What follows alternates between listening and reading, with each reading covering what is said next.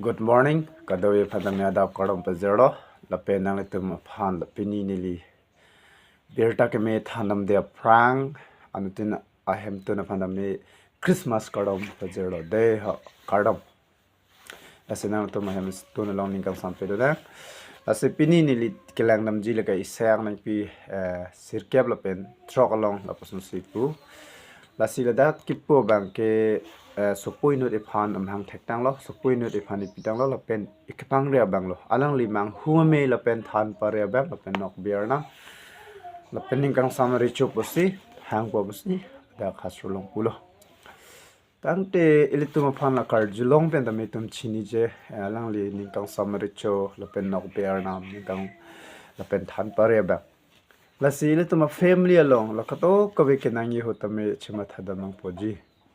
la se alang li pini alang li labang so pirthe sining pen chi otikang si wang si labang so pirthe along li tuma phan e ning kang sam ipija phan si ipitang lo la pen li tuma hem tun along la pen ituma ar rong itum a hem puriar mate ilitum ajeng jati ilitum kecil dia seroi ni apaan alang li itu maning kang sam ipidang lah. Las itum kecok ce host tami kepuson se itum family hem tu nalong la puson se do tang lo ma se tami alang li si itum maning kang sam ipidang lah. Tang de pini nang li halapan dia det. Polo tang te nang long ning kang sam do po. Penang li dia je det po tang te nang long. Kato kowe pensi itu nang lo. Pen nok biar nam po tang te li tum long. Jakong ka vedet hostame itum ki chumu vedet hostame kisu det hostame ilitum phan jakong ipitang lo lasi alang li kai kya per tame richo thebom po pu de truck silong pulo lasi alang li kai per kainda richo thebom po lasi tangte pini labang so richo phan ilitum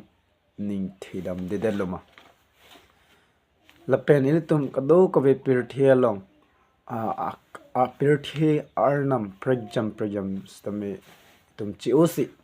alang li Jesus Christo long pini tum chi pok nim tanglo athe pirthi number 6 tum pirthi ke lakado kove ke plan ke phi peri rajim mang ke mi lakato kove ason stame tum awdaji tangte pini tum aning aklong alang li phan chak nangji apene tum deng du nangji di itum athak le non kang sama porhut ilitum ing sam u stame itum ning arloke ilitum kai kitame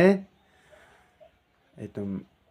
parom nangje la pen phan itum kideng thekpen kai kita tisiksi labang so ahem tu na pha aprang son kali ilitum abanandam tanglo akimi bang tanglo bul itum plong son si ilitum phan kitab do asidak pulo man hini korina nang pi phola pen so krok silang pulo mane bang jong si kristo pen silang tetang lo tangte alangli abanan dam tanglo akimi bang tanglo asidak pulo nasipini litum abanan kidam tangani do kowe chokche laka do kowe tum akai long ko sona che thepen si reng do no ma pulo tangte ilitum la chelar tanglo nasipini alangli kristo pen jok alang li kewang ke deng dun son sili tum kai chi thitame chinarne lasi number sikela lo meltum ka to kawis tamya ji bonda recharge konke the verji la pe number hi ni wang ke arnam ke kai ki ta dover de look angleng pc thongka trok silong thongke bra ke thom long le tum lang ta tum theglong ji alang li recharge kong de kai ki tamya the verji lapen kai kia per kai anta jakob hemri chochoji lapen alang lirat joji penji asi pini ilitum akai stame thepon bomlo de ilitum chelang nam nang pini pen ilitum christophan deng dono na ko ansi ilitum alang nilong reng dono ma lapen aprang ke ilitum labang so emethang karbi alam along stame christo arjan ke andun kawe kompik de alang long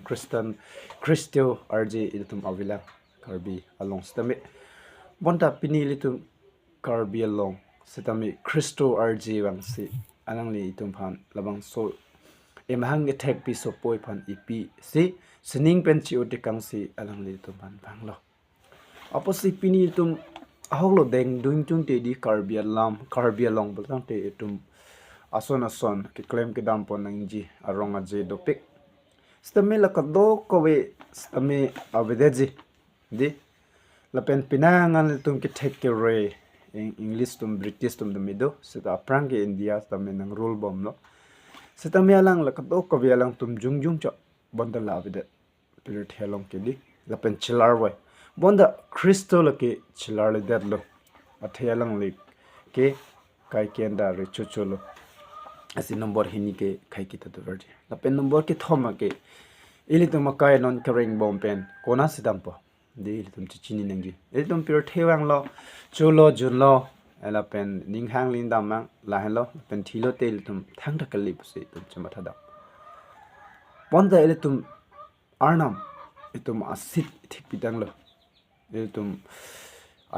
itum aphan ikipitang de lakap lo ko be tum pitang lo la se tum chichini nangji la se alang like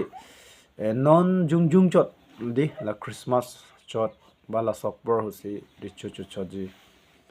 ba la ke ninkan ke pingkoi ninkan tharoi si ni si alang like richu chu choji la puson si